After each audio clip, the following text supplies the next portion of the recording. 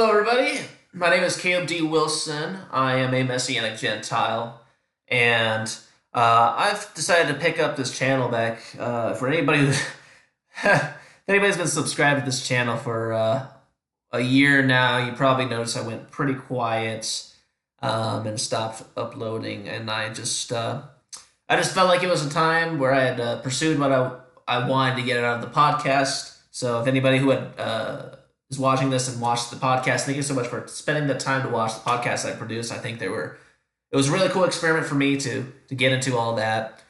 I'm going to pursue a new project, you could say. I have been studying with a Messianic Jewish rabbi for a year now, and I have spent a lot of conversations with a lot of people on Facebook or on different media apps talking about the Jewishness of Jesus within the framework of Messianic Judaism. And I have decided to start, I guess, revitalizing this channel and going in a different direction because, actually, the inspiration to start doing this has been I've spent time talking to a lot of pastors about theological issues that I find with Christianity's approach to certain what would you say, some of the doctrines that they would purport. And I think one of the main motivations for this to start doing this is I've recently just had a couple of conversations with some pastors, and I'm not going to mention their names for the sake of privacy. But I've had conversations with pastors recently who I have tried to address some of my issues and ask them to defend their beliefs and what they really think about some of the tenets, you could say, of Messianic Judaism. And I've brought a lot of things to their attention, and they some of these pastors have decided that it's not within their time, or it's not necessary to debate me on certain theological issues, which is like, okay, I mean, if you want to do that, I mean, I think that's wrong because as a Messianic Gentile, I hold fast to the Messianic Talmud in the in a lot of the theology of, like we're supposed to be like the Bereans. And a lot of churches talk about the Bereans, and they say, we love how the Bereans took the time to study the scriptures and to take the time to test everything. And then there's scriptures from Paul saying that you need to test everything. And so I disagreed with the conduct of many of these pastors in the idea that there's no opportunity or need to debate certain theological issues, which I think is just inherently wrong. And so these pastors are actually the motivation, some of the motivation for me starting this, because I think that there are things that I want to address. And, part of being a responsible believer is being willing to have tough conversations and see if certain theologies really hold up. And I think that's the only way to be a responsible believer, to be convinced in your own mind, is to be able to explain some of these theologies and try to get an understanding of what's happening in the text. So I started this video series as a means to try to get some conversations going.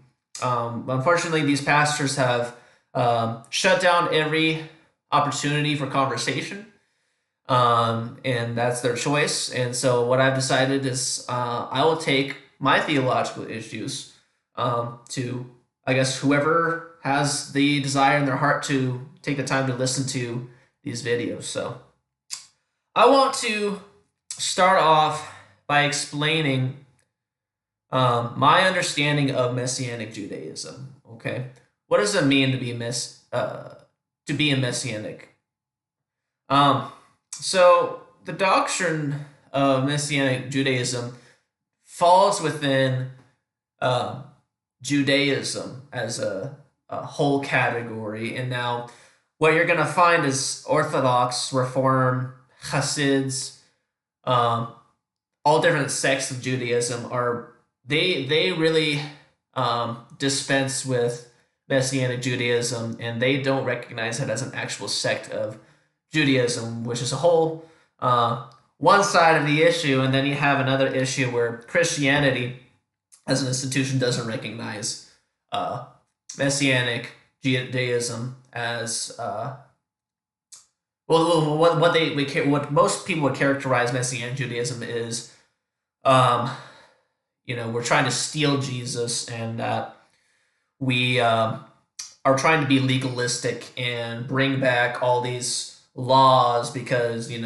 Jesus really just is the fulfillment of the law, which really means he's abolished the law, and we can definitely get into some of that um, further on in this recording.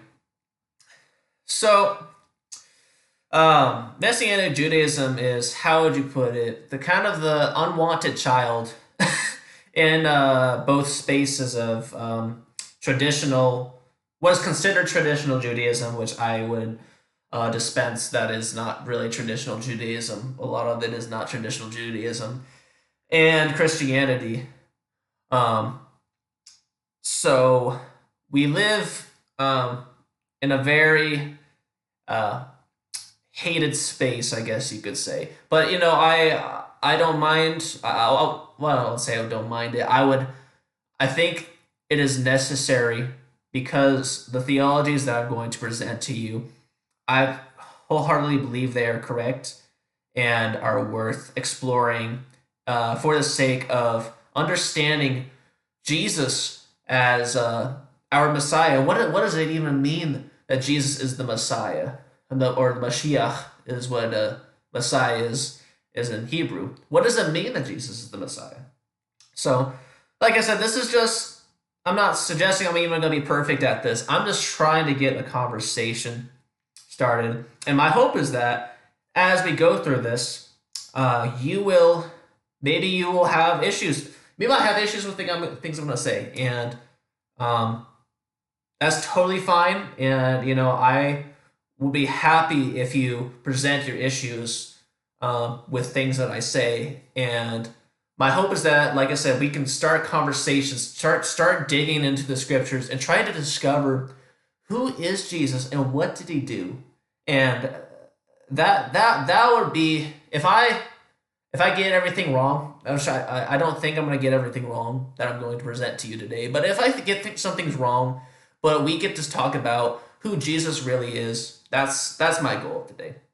So I figured I want to start by looking at some articles on Quora to show, I guess, what we are really up against, and to show you, explain some terms that I think is really necessary. And I wanted to approach from this guy who is an Orthodox Jew, and I want to present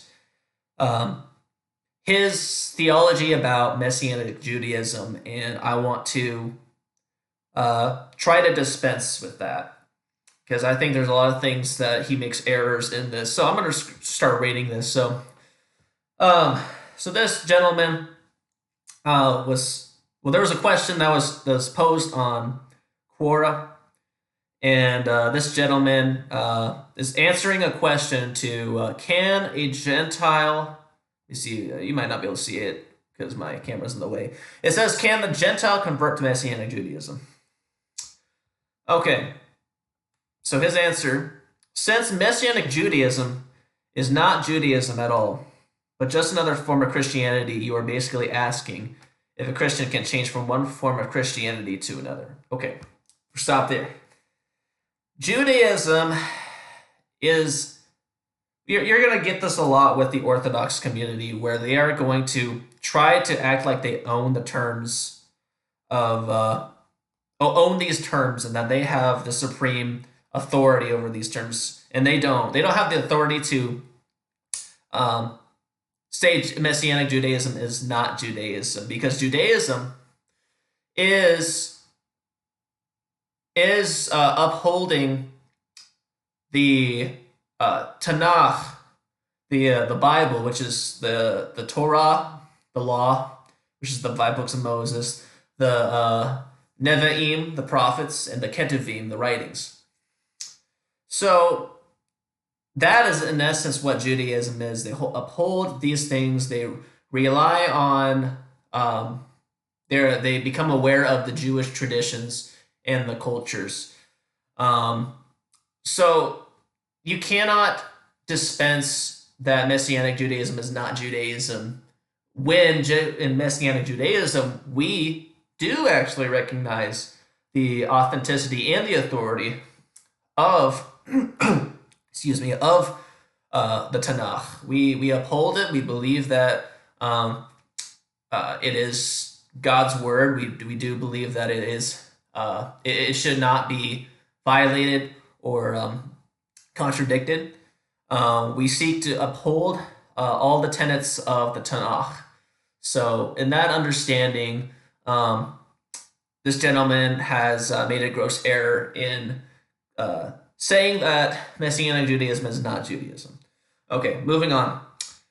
The reality is that only 2 to 4% of Messianic Jews were ever actually Jewish, according to Jewish law. Vast majority were never Jewish and have no connection at all to Judaism. I would like to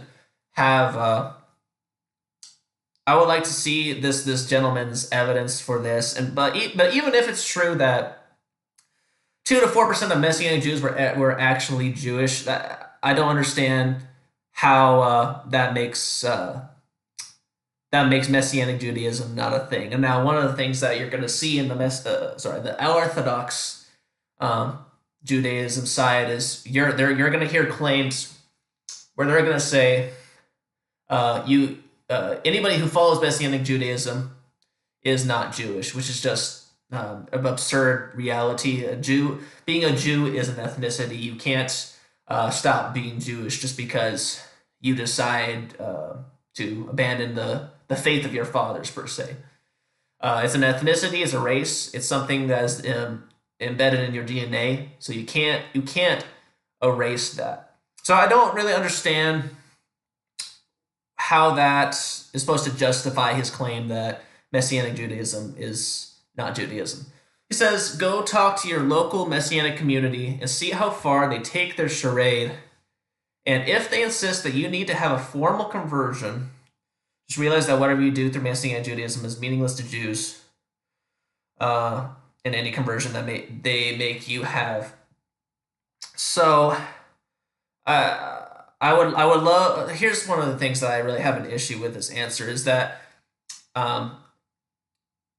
he tends to paint Messianic Judaism in a very short brush without actually explaining the context. He doesn't explain how a Messianic Judaism is going to try to convert people. He doesn't give them the benefit of actually explaining that. So that's some gross error that I see in his answer here. So so this is what I'm talking about. He says, just realize that whatever you do through Messianic Judaism is meaningless to real Jews. Okay, here we go. So if you follow Messianic Judaism, you're not a real Jew. You're not a real Jew if you follow Messianic Judaism. And so that's like I said, that's where it gets really wishy-washy and just ridiculous. Is that you like I said, Jew is a ethnic race. It's not something that you can lose. You can't lose your Jewishness. So that's just a really big issue that I have with that. So here I thought I'd present this as an opportunity to show you some of what Messianic Judaism is going to have to dispense with the kind of critiques that you would expect from an Orthodox Jew. I'm not saying that this is the absolute summary of Orthodox Judaism, but this does give a great indication as to what we were dealing with Orthodox Jews. So I'm gonna go ahead and move from Quora. I'm gonna go ahead and uh, look at. I'm gonna go ahead and review. I'm going to review my Never tell a story without making a point. Never make a point without telling a story. Yes. Pause this. There you go. Whoa. Excuse me, dude. To your Christian. Okay. Martin Luther, believe it or not, started.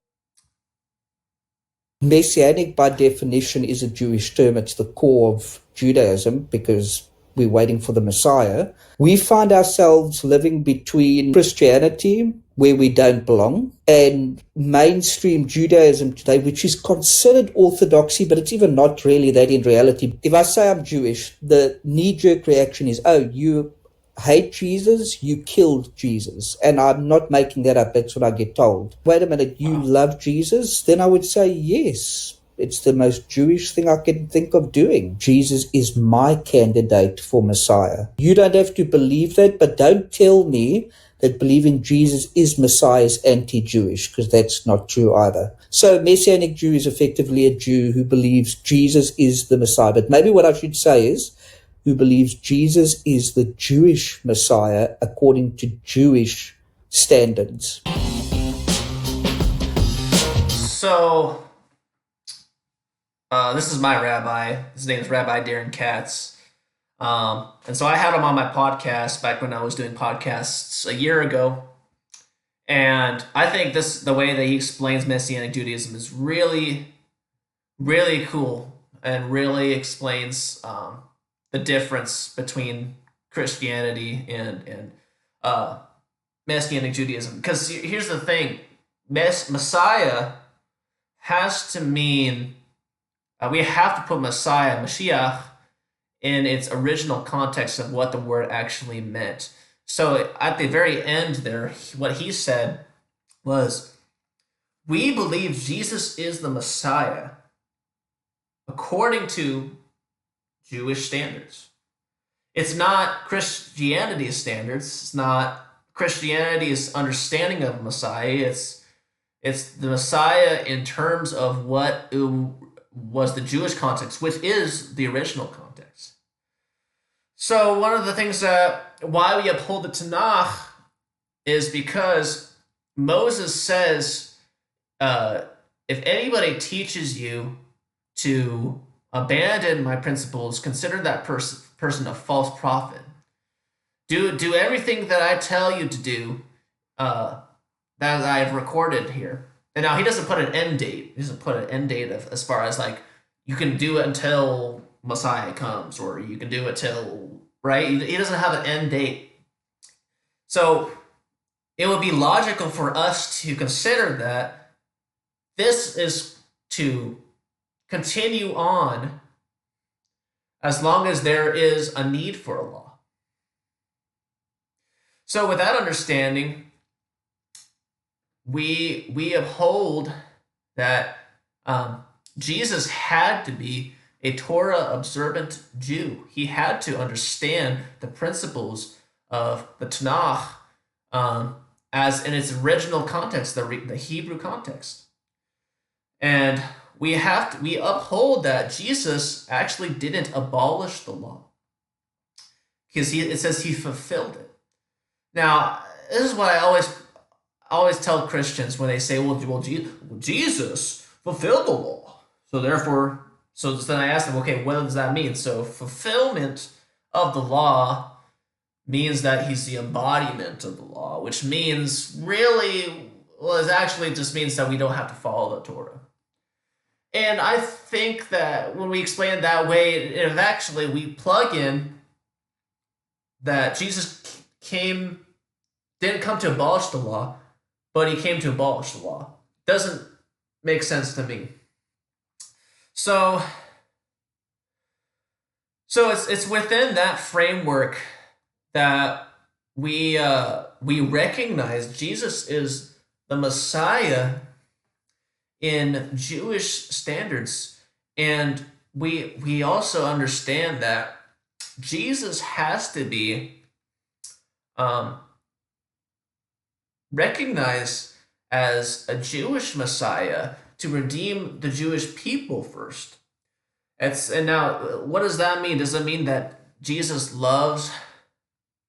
Does it mean that he loves the Jews more? No, that's not what it means. It means that he has come to redeem his people who are set up as a holy nation. Holy means set apart. Doesn't mean better. It means they're set apart. So within that context, and as Hashem says to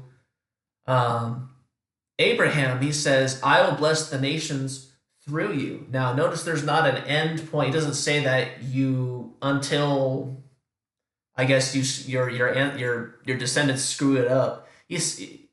We should understand that means until Jesus, till the Messiah comes, takes the throne of David, that this is going to be in place. So, excuse me. So that is our framework. You understand? Excuse me, I forgot to silence my alarm. So, but it's through that framework that we do believe Jesus is Messiah. But what I want to encourage you with as we end this episode is to ask you to consider, have you possibly misunderstood, I'm not assuming by your own fault, have you possibly misunderstood what it means for Jesus to be Messiah? What does it mean that he's the Messiah? And what does it mean that, what would it really mean if we pushed the literal narrative that Torah is done away with? What would that mean? Because we have issues of, well, the Ten Commandments are part of Torah. So is that done away with? I can go murder people now? I can go have sexual immorality? So I want to start having these conversations to try to figure out who is Jesus and what does it mean? Is the Torah relevant anymore? Is the laws relevant anymore? Like, how do we navigate understanding who Jesus really is? So if you stuck around for this episode, thank you so much for taking the time, and we'll catch you next time. Thank you.